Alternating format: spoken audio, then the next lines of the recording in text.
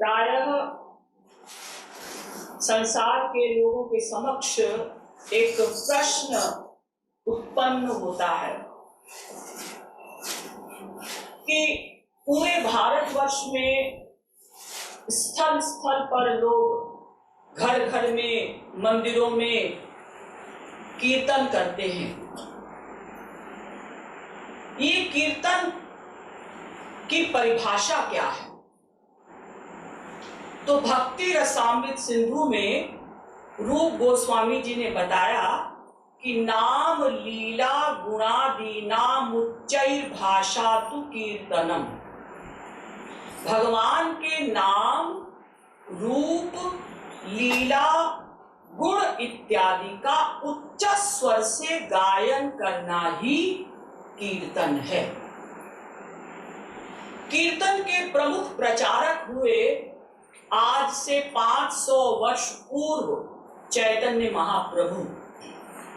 उन्होंने संकीर्तन के विषय में कहा कि चेतो दर्पण मार्जनम भव महादावाग्नि निर्वापणम श्रेयः कैरव चंद्रिका वितरणम विद्यावधू जीवनम आनंदाम बुद्धिवर्धनम प्रतिपदम पूर्णामृता स्वादनम सर्वात्मस्नपनम परम विजयते श्री कृष्ण संकीर्तनम। ये कीर्तन क्या करता है? तो चैतन्य महाप्रभु ने संस्कृत में केवल 8 श्लोक लिखे, जिसे चैतन्याष्टक कहा जाता है। उसमें एक श्लोक ये भी है कि चेतो दर्पण मार्जनम। ये कीर्तन क्या करता है? चित्त रूपी, मन रूपी दर्पण को धोता है।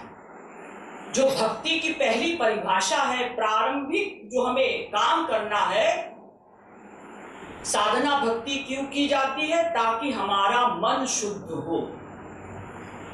राग, द्वेष इत्यादि जो दोष हैं हमारे अंदर प्रमुख, कहीं हमारा राग है, कहीं हमारा द्वेष है। अंतःकरण शुद्धि का मतलब क्या होता है? लोग सोचते हैं कि भाई बार बार कहा जाता है कि पहले अंतःकरण यानी मन शुद्ध करो, तब गुरु वो दिव्य प्रेम का दान करेगा। तो मन की शुद्धि का तात्पर्य क्या है? मन की शुद्धि का तात्पर्य संक्षेप में है, संसार में जड़ चेतन कहीं भी ना हमारा राग हो, ना कहीं द्वेष हो। इसे कहते हैं अंतःकरण शुद्धि। तो ये कैसे होगी? चैतन्य महाप्रभु कहते हैं कि कीर्तन के द्वारा होगी। चेतो दर्पण मार्जनम और भव महादावाग्नि निर्वापणम। और ये जो संसार रूपी दावानल है, दावाग्नि है, जिसमें हम अनादिकाल से जल रहे हैं, इसको संकीर्तन बुझा देता है, इस अग्नि को शांत कर देता है। श्रेयः कैरव चंद्रिका वितरणम। और कीर्तन करने से कल्याण ही कल्याण होता है। विद्यावधू जीवनम। और विद्या रूपी वधु यानी स्त्री का मानो ये प्राण है। कौन? कीर्तन। कितना ही बड़ा विद्वान हो, वेदों शास्त्रों का ज्ञाता हो, अगर उसके अंदर भक्ति नहीं है, प्रेम नहीं है, वो भगवान के नाम, रूप, लीला, गुण आदि का कीर्तन नहीं करता, तो वो विद्या, वो ज्ञान अधूरा है। तो विद्या रूपी वधु, विद्या रूपी स्त्री का जीवन, प्राण, पति कौन है? ये कीर्तन। और आनंदाम बुद्धिवर्धनम। कीर्तन के द्वारा आनंद का संवर्धन होता है, क्योंकि वो भगवान आनंद स्वरूप है। आनंदो ब्रह्मेति व्यजानात् कहा गया ना, रसो वै सः। वो रस ही है, वो आनंद स्वरूप है। तो जब हम उनका कीर्तन करते हैं तो रस की वृद्धि होती है, आनंद मिलता है हमको। प्रतिपदम पूर्णामृता स्वादनम, और पग पग पर अमृत जैसा रस मिलता है। तो चैतन्य महाप्रभु कहते हैं सर्वात्म स्नपनम परम विजयते श्री कृष्ण संकीर्तनम।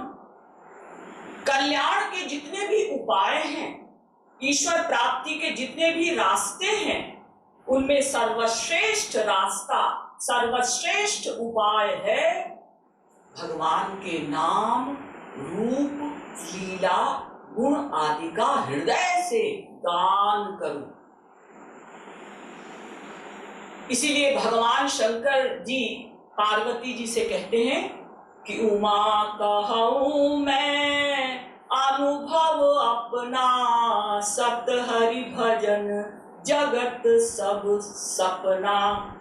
पार्वती मैं अपना अनुभव बताऊं? हाँ बताइए। अगर कोई श्री राम का, श्री कृष्ण का भजन नहीं करता तो उसका संसार में आना निरर्थक है।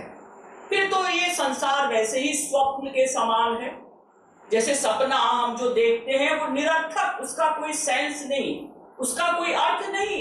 ऐसे ही संसार में आने का कोई अर्थ नहीं, कोई लाभ नहीं, कोई सेंस नहीं, अगर हम भगवान के गुणों का गान कीर्तन नहीं करते। इसीलिए बड़े बड़े संतों ने भगवान से प्रार्थना की कि अब प्रभु कृपा करहु एहि भांति, सब तजी भजन करऊं दिन राती। हे राम, अब ऐसी कृपा करिए कि मैं सब संसार के जंजाल बवाल छोड़कर और दिन रात आपका ही भजन करूं। प्रश्न उपस्थित होता है कि ये जो संकीर्तन है ये अनादिकाल से चला आ रहा है या अभी कुछ समय से इसका प्रारंभ हुआ? क्या वेदों में भी संकीर्तन की महिमा बताई गई है, संकीर्तन का निरूपण किया गया है, या अभी कुछ समय से कुछ आचार्यों ने कीर्तन का प्रचार किया?